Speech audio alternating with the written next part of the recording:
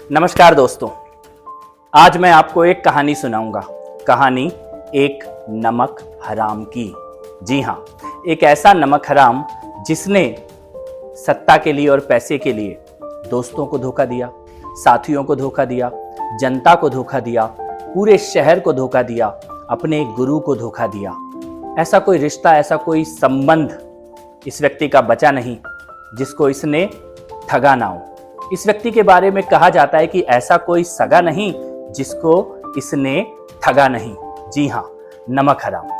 एक ऐसा नमक हराम जिसने सत्ता और पैसे के लालच में देश की सेना के शौर्य तक के ऊपर सवाल उठा दिए। एक ऐसा नमक हराम जिसने तब देश के खिलाफ बोला जब देश के दुश्मन चाहते थे कि कोई देश के अंदर से देश के खिलाफ बोले।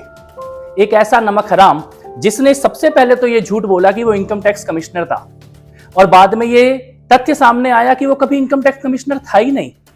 एक ऐसा नमक हराम जिसने अपनी नौकरी से नमक हरामी की, वहां से भागा और उसके बाद झूठ और फ्रॉड के आधार पर एक एनजीओ चलाई, झूठ और फ्रॉड के आधार पर एक आंदोलन खड़ा किया और उस आंदोलन के गुरु के साथ ही नमक हरामी कर दी। और ना केवल उस आंदोलन के गुरु को धोखा दिया, बल्कि लोग तो यहां तक कहते हैं कि इस नमक हराम ने उस आंदोलन के गुरु की अस्पताल में हत्या तक करवाने की साजिश रचवाई।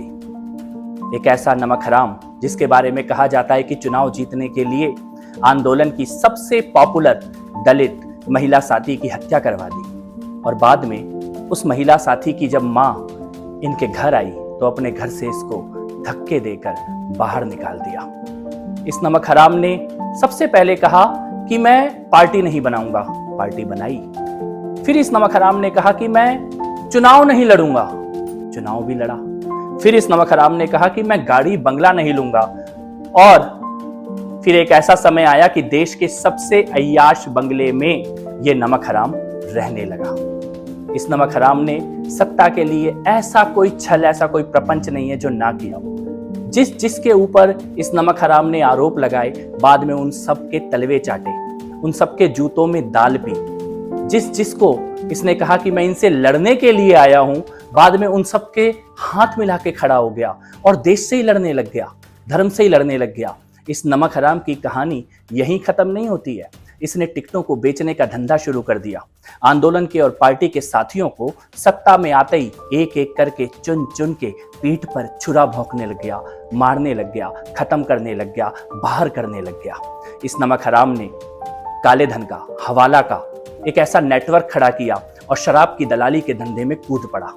लेकिन ये इस नमक हराम की सबसे बड़ी गलती साबित हुई।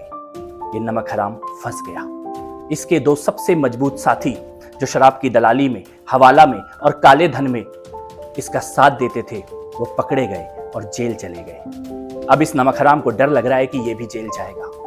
जेल जाने के डर से ये नमक हराम फड़फड़ा रहा है, बिलबिला रहा है, कुछ भी बक रहा है, अनाप शनाप, किसी भी तरह से जेल जाने से बच जाऊं, कुछ ना कुछ ऐसी आग लगा दूं कि मैं निकल जाऊं, बच जाऊं। लेकिन कानून का फंदा इस नमक हराम के गले पर कस चुका है।